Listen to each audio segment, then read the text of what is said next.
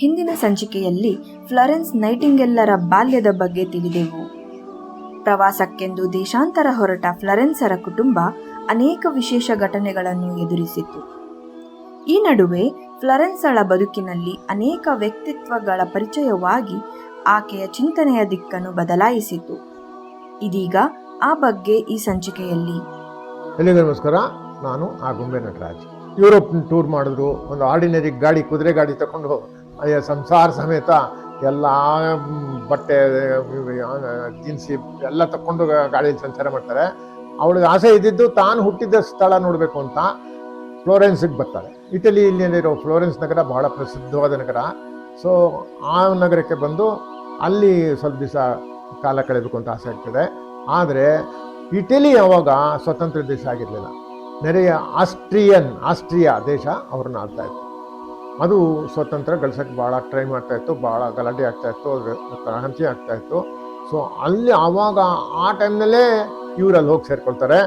ಇದು ಇವಳ ಮೇಲೆ ಪ್ರಭಾವ ಬೀಳ್ತದೆ. ಏನಾಗುತ್ತೆ, ಇದನ್ನೆಲ್ಲ ಇಲ್ಲಿದ್ದರೆ ನಮ್ಮ ಜೀವಕ್ಕೆ ಸಂಸ್ಕಾರ ಬರುತ್ತೆ.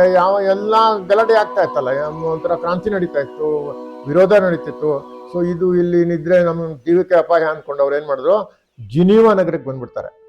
ಸೊ ಜಿನೀವಾ ನಗರಕ್ಕೆ ಅವಾಗ ಈಗಾಗಲೇ ಸ್ವತಂತ್ರ ಹೋರಾಟಗಾರರೆಲ್ಲ ಇಟಾಲಿಯನ್ಸ್ ಎಲ್ಲ ಬಂದು ಅಲ್ಲಿ ನೆರವೇರಿರ್ತಾರೆ. ಇಟಾಲಿಯನ್ ಬುದ್ಧಿಜೀವಿಗಳು, ಕವಿಗಳು, ವೈದ್ಯರು, ವಿಜ್ಞಾನಿಗಳು, ವಿದ್ವಾಂಸರು, ಪಂಡಿತರು, ಶಿಕ್ಷಕರು, ಲೇಖಕರು ಎಲ್ಲ ಬಂದ್ಬಿಟ್ಟಿರ್ತಾರೆ ಇಲ್ಲಿಗೆ. ಓಡ್ ಬಂದ್ಬಿಟ್ಟಿರ್ತಾರೆ ಇಟಲಿಯಿಂದ. ಸೊ ಅವ್ರು ಬಂದಾಗೆಲ್ಲ ನಿರ್ಗತಿಕರಾಗಿರ್ತಾರೆ, ಕೈಲಿ ಕಾಸಿಲ್ದೆ ಬಂದಿರ್ತಾರೆ ಪಾಪ ಅವರೆಲ್ಲ. ಈಗ ಫ್ಲಾರೆನ್ಸ್ಗೆ ಆಶ್ಚರ್ಯ ಆಗ್ಬಿಡುತ್ತೆ. ಇಂಥ ಒಳ್ಳೊಳ್ಳೆ ವಿದ್ವಾಂಸರು, ಎಲ್ಲ ಥರದಲ್ಲೂ ಮೇಲ್ತರದಲ್ಲಿರೋರು, ಈ ವಿದ್ವಾಂಸರೆಲ್ಲ ನಿರ್ಗತಿಕರಾಗಿ ಭಿಕ್ಷೆ ಬೇಡ ಸ್ಥಿತಿಲಿ ಇದ್ರೆ ನೋಡ್ಬಿಟ್ಟು ಅವಳು ಆಶ್ಚರ್ಯ ಆಗ್ಬಿಡುತ್ತೆ, ಹೌಹಾರ ಬಿಡ್ತಾಳಂತ ಅವಳು. ಛೇ ಈ ದಾರಿದ್ರ್ಯದ ಆದರೆ ತ್ಯಾಗದ ಬುದ್ಧಿಜೀವಿಗಳ ಪ್ರಪಂಚ ಕಂಡು ಮಮ್ಮಲ ಮರಗಿದಳಂತಳು ಪಾಪ. ಅದರಲ್ಲೂ ಇಟಲಿಯ ಪ್ರಸಿದ್ಧ ಇತಿಹಾಸಕಾರ ಸಿಸ್ಮೋಂಡಿ ಅಂತ ಅವನ ಹೆಸರು. ಅವನು ಕೂಡ ಈ ನಗರದಲ್ಲಿ ಸ್ವದೇಶದಿಂದ ಓಡಿ ಬಂದು ಆಶ್ರಯ ಪಡ್ಕೊಂಡಿದ್ದಂತ. ಅವನು ನೋಡಿ ಕನಕರ ಆಗ್ಬಿಡುತ್ತಂತೆ ಅವಳಿಗೆ. ಅವಳು ಏನ್ ಮಾಡ್ತಾಳೆ, ಅವನ ಶಿಷ್ಯಳು ಆಗ್ಬಿಡ್ತಾಳೆ. ಅವನು ಈ ಸಿಸ್ಮೋಂಡಿ ವಿಷಯ ಹೇಳಿದ್ರೆ ಬಹಳ ಆಶ್ಚರ್ಯ. ಅವನೊಬ್ಬ ಕುರೂಪಿ ಅಂತೆ, ಅವನು ಕುಬ್ಜ ಆಗಿದ್ನಂತೆ. ಆದ್ರೆ ಅವನ ಹೆಂಡತಿ ಇವನ್ಗೆ ಈ ತರ ಕುಬ್ಜನ್ನ ಒಬ್ಬ ಕುರುಬಿನ ಮದುವೆ ಮಾಡ್ಕೊಳಕ್ಕೆ ಯಾಕಪ್ಪ ಅಂದ್ ಹಿಂದೇಟ್ ಹಾಕದ್ಲಂತೆ ಮೊದ್ಲು. ಆದ್ರೆ ಅವನ ಪಾಂಡಿತ್ಯ ನೋಡಿ ಅವಳ ಮನಸ್ಸು ಸೂರ್ಯ ಹೋಗ್ಬಿಡ್ತಂತೆ. ಅವಳು ಒಪ್ಕೊಂಡು ಮದುವೆ ಆಗ್ಬಿಡ್ತಾಳಂತೆ. ಸೊ ಅವನ ಸ್ವಭಾವ, ವಿದ್ವತ್ತು, ಹೆಸರು ಅವಳನ್ನು ಹತ್ತಿರಕ್ಕೆ ಎಳೆದಿತ್ತು ಅಂತ ಹೇಳ್ತಾರೆ.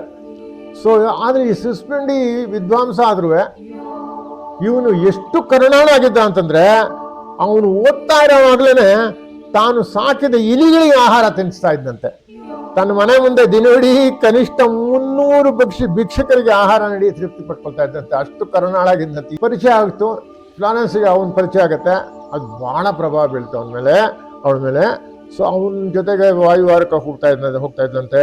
ಅವಾಗ ಇಟಲಿ ಇತಿಹಾಸ, ಅರ್ಥಶಾಸ್ತ್ರ, ಸರ್ಕಾರ ನಡೆಸೋ ವಿಚಾರಧಾರೆಗಳನ್ನು ತಿಳಿಸ್ಕೊಡ್ತಾನಂತೆ ಅವನು. ಅವನ ಸಿಸ್ಮೋಂಡಿಯ ಜಸೆಯಿಂದ ಫ್ಲಾರೆನ್ಸ್ಗೆ ಅನೇಕ ಇಟಲಿಯ ಹೆಸರಾಂತ ಸ್ವಾತಂತ್ರ್ಯ ಹೋರಾಟಗಳ ಪರಿಚಯ ಕೂಡ ಆಗ್ಬಿಡ್ತದೆ. ಅದೇ ಸಮಯದಲ್ಲಿ ಈ ಆಸ್ಟ್ರಿಯಾದ ಚಕ್ರವರ್ತಿ ಫರ್ನಾಂಡೋ ಅಂತಿರ್ತಾನಲ್ಲ, ಫರ್ಡಿನಾಂಡ್ ಅಂತಿರ್ತಾನಲ್ಲ, ಅವನು ತನ್ನ ಸಿಂಹಾಸನ ಏರಿದ ದಿನಾಚರಣೆ ಉತ್ಸವ ರೋಮ್ನಲ್ಲಿ ಜರುಗಿಸಿಡುವಾಗ ಒಂದು ಹೇಳಿಕೆ ಹೊರಡಿಸ್ತಾನಂತೆ. ದೇಶ ಭ್ರಷ್ಟವರಿಗೆಲ್ಲ ನಾವು ಕ್ಷಮಾದಾನ ಕೊಡ್ತೀವಿ, ನೀವು ಓಡೋಗಿದ್ದೆಲ್ಲ ವಾಪಸ್ ಬರ್ರಿ, ನಿಮ್ಗೇನು ತೊಂದರೆ ಕೊಡೋದಿಲ್ಲ, ನೀವು ಇಟಲಿ ವಾಪಸ್ ಬನ್ನಿ ಅಂತ ಹೇಳ್ಬಿಡ್ತಾನಂತೆ. ಅವ್ರು ಹಿಂದಿರ್ಬೇಕಾದ್ರೆ ಒಂದು ಕಂಡೀಷನ್ ಆಗ್ತಾನಂತೆ. ಆಸ್ಟ್ರಿಯಾ ದೇಶದ ವಿರುದ್ಧ ದ್ರೋಹ, ಪಿತೂರಿ ಯಾವುದು ಮಾಡಂಗಿಲ್ಲ. ನೀವು ಬನ್ನಿ, ತೆಪ್ಪಕ್ಕೆ ಕೂತ್ಕೊಳ್ಳಿ, ನಿಮಗೆ ಕ್ಷೇಮದಿಂದ ಇರೋಕ್ಕೆ ನಾವು ಬಿಡ್ತೀನಿ ಅಷ್ಟೇ. ಆದರೆ ನನ್ನ ವಿರುದ್ಧ ನೀವೇನಾದ್ರು ಮತ್ತೆ ಏನಾದ್ರು ಬಾಲ ಬಿಚ್ಚಿದ್ರೆ ಬಾಲ ಕತ್ತಿಸ್ಬಿಡ್ತೀನಿ ಹೇಳ್ತಾನಂತವನು. ಸೊ ಇದು ದೇಶ ಭ್ರಷ್ಟರಿಗೆಲ್ಲ ಆಘಾತ ಆಗ್ಬಿಡುತ್ತೆ. ತಿರ್ಗಾ ಹತಾಶೆಯಿಂದ ಕೆಂಗೆಟ್ಬಿಡ್ತಾರಂತೆ. ಅಯ್ಯೋ ಸಹಬಾಳ್ವೆ ಮಾಡೋಣ, ನಮ್ಮೂರಿಗೆ ವಾಪಸ್ ಹೋಗೋಣ ಅನ್ನೋದೆಲ್ಲ ಕನಸೆಲ್ಲ ನೆಚ್ಚಿ ನೂರಾಗ್ಬಿಡ್ತದೆ.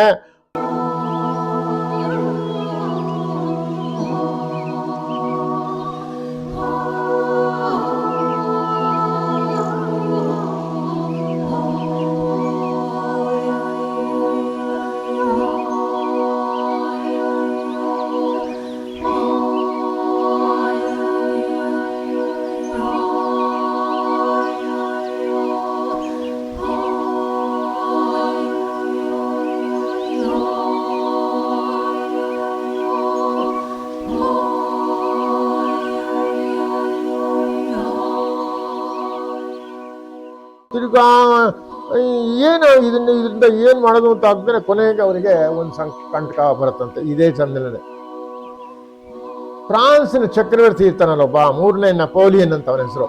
ಅವನು ಸಿಂಹಾಸನ ಕಳ್ಕೊಂಡ್ಬಿಡ್ತಾನೆ. ಅವನು ಅಮೇರಿಕಾ ವಲಸೆ ಹೋಗಕ್ಕೆ ಒಪ್ಪದೆ ಪಕ್ಕದ ದೇಶ ಸ್ವಿಟ್ಜರ್ಲೆಂಡಲ್ಲಿ ಇದೆ, ಜೆನೀವಾದ ಸ್ವಿಟ್ಜರ್ಲೆಂಡಲ್ಲಿ ಬಂದು ಇಳ್ಕೋಬೇಕು ಅಂತ ಮಾಡ್ತಾರಂತೆ.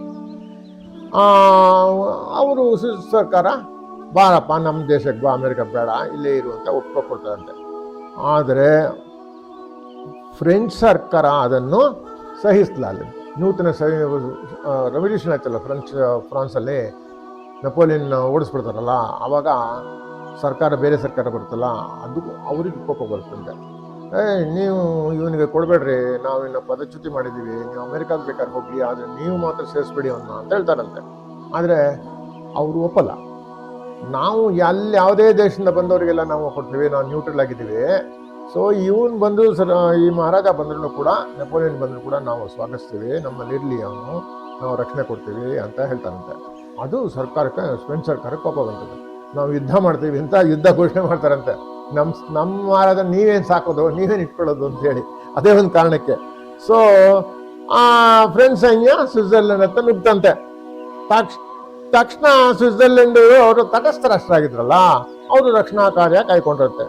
ಸೊ ಬಿಸಿ ನಗರಕ್ಕೂ ಈ ಬಿಸಿ ಏನಾಯ್ತು ಜಿನೀವಾ ನಗರಕ್ಕೂ ತಟ್ಬಿಡ್ತದೆ. ಆವಾಗ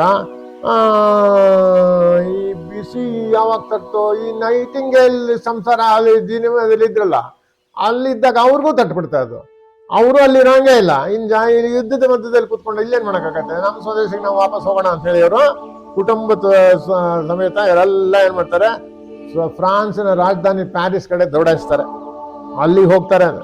ಸೊ ಅಲ್ಲಿ ಹೋಗಿ ಅಂತೂ ವಾಪಸ್ಸು ಪ್ಯಾರಿಸ್ ಬರೋ ಅಷ್ಟೊಳಗೆ ಶಾಂತಿ ಒಪ್ಪಂದ ಆಗುತ್ತೆ, ಯುದ್ಧ ಇದಾಗುತ್ತೆ, ಕೊನೆಗೊಂಡುತ್ತೆ. ಈ ನೆಪೋಲಿಯನ್ನ ನೀವು ಇಟ್ಕೊಳ್ಬೇಡ್ರಿ, ನಾವು ಇಟ್ಕೊಳ್ಳೋದು ಬೇಡ, ಫ್ರೆಂಚ್ ಸರ್ಕಾರ ಹೇಳುತ್ತಂತೆ, ಯಾರು ಇಟ್ಕೊಳ್ಳೋದು ಬೇಡ, ಅಮೆರಿಕಾಗೂ ಹೋಗೋದು ಬೇಡ, ನಾವು ಇಟ್ಕೋತೀವಿ ಅಂತ ಇಂಗ್ಲೆಂಡ್ ಹೇಳ್ತಂತೆ. ನೋಡಿ ಇಂಗ್ಲೀಷ್ನವ್ರು ಯಾವ ಥರ ಇದು ಕೊಟ್ಟಿದ್ದಾರೆ. ಇಂಗ್ಲೆಂಡ್ಗೂ ಫ್ರೆಂಚ್ನವ್ರಿಗೂ ಬದ್ಧ ದ್ವೇಷ, ಅವರು ಆ ಜನ್ಮ ಶತ್ರುಗಳವರು ಆಗಿದ್ರೂ ಕೂಡ ಇಂಗ್ಲೆಂಡ್ ಹೇಳುತ್ತೆ ನೆಪೋಲಿಯನ್ಗೆ, ನೀನು ಪಾಪ ನಾವು ನಿಮಗೆ ಇದು ಕೊಡ್ತೀವಿ, ಆಸರೆ ಕೊಡ್ತೀವಿ, ನೀನು ಅಮೆರಿಕಕ್ಕೂ ಹೋಗಬೇಡ, ಇಲ್ಲಿ ಹೋಗ್ಬೇಡ ಅಂತೇಳಿ ಅವ್ರು ಕೊಡ್ತಾರೆ. ಒಂದು ವಿಚಿತ್ರದ ಸಂಗತಿ ಇದು. ಫ್ಲೋರೆನ್ಸ್ ಮೇಲೆ ಅಗಾಧವಾದ ಪರಿಣಾಮ ಬೀರುತ್ತೆ ಅಂತ ಹೇಳ್ತಾಳೆ. ಈ ನೆರೆಯ ಯುರೋಪಿನ ರಾಷ್ಟ್ರಗಳಲ್ಲಿ ಜರುಗುತ್ತಿರುವ ಜಂಜಾಟ, ಹಿಂಸಾಚಾರ, ಆಕ್ರಮಣ ಮತ್ತು ಇತರ ವೈಪರೀತ್ಯಗಳು ಇಂಗ್ಲಿಷ್ ಕಡಲ್ಗಾವಲೆಯಿಂದ ಯುರೋಪನ್ನು ಬೇರ್ಪಡಿಸಿದ್ರಿಂದ ಇಂಗ್ಲೆಂಡಿನ ಜನರು ಯುರೋಪ್ನಲ್ಲಿ ಜರುಗುತ್ತಿರುವ ಕ್ರಾಂತಿ ಬದಲಾವಣೆಗೆ ಕಾವಿಗೆ ಸಿಲುಕದೆ ಕ್ಷೇಮ ನೆಮ್ಮದಿಯಿಂದ ಬಾಳುತ್ತಿದ್ದಾರೆ ಎಂದು ತನ್ನ ಹೆಂಡತಿಗೆ ಒಂದು ಪತ್ರ ಬರೀತಾಳಂತೆ. ಇಂಗ್ಲೆಂಡಿನ ಜನರು ಯುರೋಪ್ನಲ್ಲಿ ಜರುಗುತ್ತಿರುವ ಕ್ರಾಂತಿ ಬದಲಾವಣೆಗಳ ಕಾವಿಗೆ ಸಿಲುಕದೆ ಕ್ಷೇಮ ನೆಮ್ಮದಿಯಿಂದ ಬಾಳುತ್ತಿದ್ದಾರೆ ಅಂತ ಬರೆದಿದ್ದಂತೆ ಈಗಲೇ ಹೇಳಿದ್ನಲ್ಲ, ಅದು ನಿಜ, ಇವತ್ತಿಗೂ ನಡೀತಿದೆ. ಅವರು ಇಂಗ್ಲೆಂಡ್ನಲ್ಲಿ ಯಾವುದೇ ಜರುಗಿದ್ರೂ ಅದರ ಒಂದು ಪ್ರಭಾವ ಹೆಚ್ಚಿನ ಮಟ್ಟಿಗೆ ಬೀಳುವುದಿಲ್ಲ. ಆದರೆ ಮೊದಲನೇ ಯುದ್ಧ ಆಯಿತು, ಸೆಕೆಂಡ್ ವರ್ಲ್ಡ್ ವಾರ್ ಆಯ್ತಲ್ಲ, ಆವಾಗ ಬಿದ್ದು, ಅವಾಗ ಇಂಗ್ಲೀಷ್ನವರೆಲ್ಲ ಹೋಗ್ಬೇಕಾಯ್ತು, ಸಾಯ್ಬೇಕಾಗಿತ್ತು, ಅದೆಲ್ಲ ಇದೆ, ಪ್ರಭಾವ ಇಲ್ಲ ಅಂತಲ್ಲ. ಆಗಿನ ಕಾಲಕ್ಕೆ 100 ವರ್ಷದ ಹಿಂದೆ, 200 ವರ್ಷದ ಹಿಂದೆ ಅದು ಅಷ್ಟು ಪ್ರಭಾವ ಬೀಳಿಲ್ಲ ಇಂಗ್ಲೀಷ್ನವರಿಗೆ, ಅವರು ಕ್ಷೇಮವಾಗೇ ಇದ್ರು. ಬಟ್ 1838 ಫ್ರಾನ್ಸ್ನಲ್ಲಿ ಹೇಗಿತ್ತು ಸ್ಥಿತಿ ಅಂತಂದರೆ, ಇತಿಹಾಸಕಾರ ಭಾಳ ಚೆನ್ನಾಗಿ ಬರೆದಿದ್ದಾರೆ. ಫ್ರಾನ್ಸಿನ ರಾಜಕೀಯ ಉದ್ಧಾಮ ಸಾಹಿತಿಗಳ ಹಿಡಿತದಲ್ಲಿತ್ತು ಅಂತ ಹೇಳ್ತಾರೆ. ಸಾಹಿತಿಗಳ ಹಿಡಿತದಲ್ಲಿ ಒಂದು ಸರ್ಕಾರ, ಒಂದು ದೇಶನ ಇತ್ತು ಅನ್ನುವಾಗ ಸಾಹಿತಿಗಳ ಒಂದು ಕೊಡುಗೆ ಎಷ್ಟಿತ್ತು ಅಂತ ನಾವು ಎಣಿಸ್ಬೋದು. ಪ್ರಸಿದ್ಧ ಸಾಹಿತಿಗಳಾದ ವಿಕ್ಟರ್ ಹ್ಯೂಗೋ, ಡಿ ವಿಗ್ನಿ, ಗ್ಯೂಜೆಟ್ ಮುಂತಾದವರು ರಾಜಕೀಯದಲ್ಲಿ ಕೈ ಹಾಕಿ ಅವರ ಪ್ರಭಾವ ಆ ಕ್ಷೇತ್ರದಲ್ಲಿ ಬೃಹತ್ತಾಗಿ ಬೆಳೆದಿತ್ತು. ಈ ಸಮಯದಲ್ಲಿ ಮೇರಿ ಕ್ಲಾರ್ಕ್ಳ ಆಗಮನ ಫ್ಲಾರೆನ್ಸ್ ನೈಟಿಂಗೇಲ್ ಜೀವನದಲ್ಲಿ ಆಯಿತು ಅಂತ ಇತಿಹಾಸ ಹೇಳ್ತಾನೆ. ಇವಳು ಮೇರಿ ಕ್ಲಾರ್ಕ್ ಅಂದರೆ, ಇವಳೊಬ್ಳು ಸ್ಕಾಟ್ಲೆಂಡ್ನ ಜಾಕೋಬೈಟ್ ಕುಟುಂಬಕ್ಕೆ ಸೇರಿದಂತೆ ಅವಳು ಪ್ಯಾರಿಸ್ನಲ್ಲಿ ಇದ್ದಂತೆ. ಸೊ ಇವಳೇನು ಮಾಡ್ತಾಳೆ, ಒಂದು ಸಂಘನ ಸ್ಥಾಪನೆ ಮಾಡಿಕೊಂಡು ಎಲ್ಲ ಗಣ್ಯ ವ್ಯಕ್ತಿಗಳ ಸ್ನೇಹ ಎಲ್ಲ ಸಂಪಾದಿಸಿ ಅವಳು ಅಲ್ಲಿ ಪ್ರಭಾವ ಬೀಳ್ತಾ ಇದ್ದಂತೆ. ಒಂದು ರೈಟರ್ಸ್ ಒಂದು ಸಂಘನೆ ಏರ್ಪಡಿಸ್ಬಿಟ್ಟು ಅವಳ ಮನೆಯೊಳಗೆ ಎಲ್ಲರನ್ನೂ ಕಲೆ ಹಾಕೋದು, ರೈಟರ್ಸ್ ಫೋರಮ್ ಅಂತ ನಾವು ಹೇಳ್ತೀವಲ್ಲ ಆ ಥರ. ಸೊ ಅಲ್ಲಿ ಎಲ್ಲ ಅವರು ಚರ್ಚೆ ಮಾಡ್ತಿದ್ರಂತೆ, ರಾಜಕೀಯ ಚರ್ಚೆ ಆಗಲಿ, ಸಾಂಸ್ಕೃತಿಕ ಚರ್ಚೆ ಆಗಲಿ. ಸೊ ಇಲ್ಲಿ ಇವಳಿಗೂ ಅಲ್ಲಿ ಸಂಪರ್ಕ ಬೆಳೆದಾಗ ಇವಳು ಅಲ್ಲಿ ಹೋಗಿ ಶುರು ಆಗ್ತದೆ. ಅಲ್ಲಿ ಹೋಗಿ ಶುರು ಮಾಡಿಕೊಂಡು ಅವಳ ಒಂದು ಸ್ನೇಹದಿಂದ ಬಹಳ ಬಹಳ ಬಹಳ ಪ್ರಭಾವ ಬೀಳುತ್ತೆ ಅವಳ ಮೇಲೆ.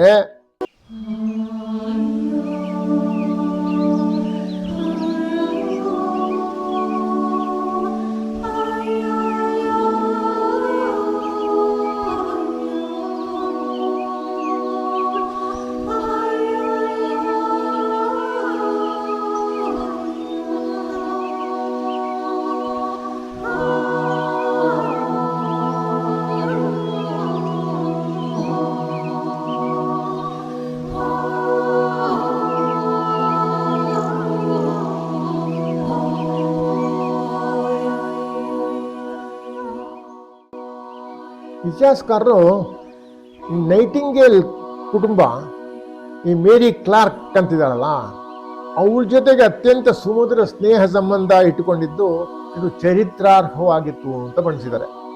ಅದರಲ್ಲೂ ಫ್ಲಾರೆನ್ಸ್ ಮೇರಿ ಮತ್ತು ಫೋರಿಯಲ್ರ ಸ್ನೇಹವನ್ನು ಕಂಡು ಆಶ್ಚರ್ಯ ತೆಗೆದುಕೊಂಡು ಒಬ್ಬ ಪುರುಷ ಮತ್ತು ಮಹಿಳೆಯ ನಡುವೆ ಯಾವ ಕಾಮ ಪ್ರೇಮರಹಿತವಾದ ಪರಿಪೂರ್ಣ ಪವಿತ್ರ ಶುದ್ಧ ಸ್ನೇಹ ಸಂಬಂಧ ಇರಬೇಕೆ ಕಂಡು ಅದು ಒಂದು ಅಭೂತಪೂರ್ವ ಅನುಭವ ಎಂದು ಸಾರಿದಳು.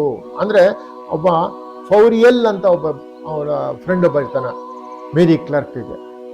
ಅವರು ಲಗ್ನ ಇರೋದ, ಫ್ರೆಂಡ್ಸ್ ಆಗಿರ್ತಾರೆ. ಆದರೆ ಅವರು ಎಷ್ಟು ಅನ್ಯೋನ್ಯವಾಗಿರ್ತಾರೆ ಅಂತಂದ್ರೆ ಈ ತರ ಇರೋದಕ್ಕೆ ಆಶ್ಚರ್ಯ ಆಗ್ತದ ಅಂತ ಅವಳು ಹೇಳ್ತಾರೆ. ಯಾವ ಕಾಮ ಪ್ರೇಮ ರಹಿತವಾದ, ಅವರಲ್ಲಿ ಯಾವ ಥರದ್ದು ಕಾಮ ಪ್ರೇಮ ಏನೂ ಇರಲ್ಲ, ಪ್ಯೂರ್ ಫ್ರೆಂಡ್ಶಿಪ್ ಅಂತ ಹೇಳ್ತಾರಲ್ಲ, ಅವನು ಗಂಡು ಹೆಣ್ಣುಗಳು ಒಂದು ಪ್ಯೂರ್ ಫ್ರೆಂಡ್ಶಿಪ್ ಇದ್ದಿದ್ದವರಿಬ್ಬರಲ್ಲಿ ಅಂತ ಅದನ್ನು ಕಂಡುಕೊಡ್ತಾಳೆ ಅವಳು. ಅದು ತುಂಬಾನೇ ಪ್ರಭಾವ ಬೀಳುತ್ತೆ ಅವಳಿಗೆ. ಅವರಿಬ್ಬರ ಸ್ನೇಹ ಸಂಬಂಧ ಒಂದು ಮಾದರಿಯಾಗಿದ್ದು, ಯಾರೇ ಇತರ ಗಂಡು ಹೆಣ್ಣುಗಳ ಮಧ್ಯೆ ಇರುವ ರೀತಿಯ ಸಂಬಂಧ ಇರದಿರುವುದು, ಅದು ಯಾವುದೇ ಕಳಂಕಕ್ಕೆ, ಕೆಟ್ಟ ಭಾವನೆಗಳಿಗೆ, ಊಹಾಪೋಹಗಳಿಗೆ ಈಡಾಗಿರುವುದು ಫ್ಲೋರೆನ್ಸ್ಗೆ ಇನ್ನು ಅಭೂತಪೂರ್ವ ಸಂಬಂಧಗಳ ಅಸ್ತಿತ್ವದ ಬಗ್ಗೆ ನಂಬಿಕೆ ಹುಟ್ಟು ಹಾಕಿತು ಅಂತ ಹೇಳಲಾಗಿದೆ. ಈ ನಂಬಿಕೆ ಅವಳ ಜೀವಮಾನವಿಡೀ ಅವಳ ಹೃದಯದಲ್ಲಿ ಭದ್ರವಾಗಿ ಮನೆ ಮಾಡಿತಂತೆ. ಇದೊಂದು ಆಶ್ಚರ್ಯ ಸಂಗತಿ ಅಲ್ವಾ? ಯಾಕಂದ್ರೆ ಯಾವುದೇ ಒಂದು ಗಂಡು ಹೆಣ್ಣು ಸ್ನೇಹ ಅಂತ ಅಂದ್ಕೂಡಲೇ ಅದಕ್ಕೆ ಕಾಮ ಬರ್ತದೆ, ಪ್ರೇಮ ಬರ್ತದೆ, ಎಲ್ಲ ಬಂದ್ಬಿಡ್ತದೆ. ಪ್ಯೂರ್ ಫ್ರೆಂಡ್ಶಿಪ್ ಅಂತ ನಾವೇನು ಹೇಳ್ತೀವಿ, ಸ್ನೇಹ ಸಂಬಂಧ ಅಂತ ಹೇಳ್ತೀವಲ್ಲ, ಅದು ಒಂದು ಗಂಡು ಒಂದು ಹೆಣ್ಣುಗಳಲ್ಲಿ ಕಾಣೋದು ಬಹಳ ಅಪರೂಪನೇ ಅಂತ ಹೇಳ್ತಾರೆ. ಅದು ನಿಜ. ಅದು ಮತ್ತೆ 18 ತಿಂಗಳು, ಏನು ಒಂದಲ್ಲ ಎರಡಲ್ಲ, 18 ತಿಂಗಳು ಪ್ರವಾಸ ಮಾಡ್ತಾರೆ ಯುರೋಪ್ನ ಇವರೆಲ್ಲ. ಅಂತೂ ಕೊನೆಗೆ ಲಂಡನ್ ನಗರಕ್ಕೆ ವಾಪಸ್ ಬರ್ತಾರೆ.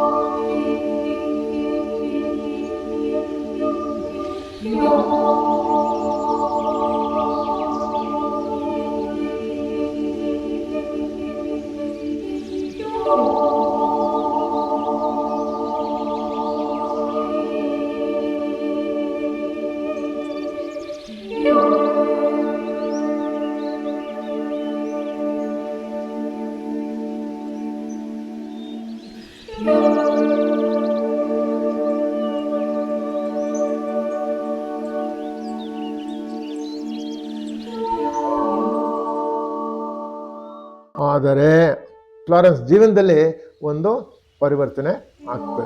ಅದೇನು ಅಂತಂದ್ರೆ, ಮತ್ತೊಮ್ಮೆ ಅವಳಿಗೆ ದೈವ ಸಂದೇಶ ಬರುತ್ತಂತೆ. ಅವಳ ಅಂತರಾತ್ಮ ಎಚ್ಚರಗೊಂಡಿತ್ತಂತೆ. ಅವಳು ಕಳೆದ ಸಮಾಧಾನಕರ ನಿರಾಳ ಕಾರ್ಯಕ್ರಮಕ್ಕೆ ಕಡಿವಾಣ ಹಾಕುವ ಸಮಯ ಬಂದಿರ್ತಂತೆ. ತನ್ನ ಸುಖದ ಅಲೆದಾಟದಲ್ಲಿ ಅವಳು ದೇವರನ್ನು ಮರೆತಿದ್ದಳು. ಅವಳು ಇಂದ್ರಿಯಾಪೇಕ್ಷೆ ಮತ್ತು ಮನೋರಂಜನೆಯಲ್ಲಿ ತನ್ನ ತಾನೇ ಮರೆತಿದ್ದಳು. ಹೆಮ್ಮೆ, ಟಿವಿ, ಹಮ್ಮಿನ ನಡೆನುಡಿಗಳಿಂದ ತನ್ನನ್ನು ಮೆಚ್ಚಿಸುವಂತೆ ನಡೆದುಕೊಂಡ ರೀತಿ ಬೇಸರ, ಹೇಸಿಗೆ ತಂದಿತ್ತು.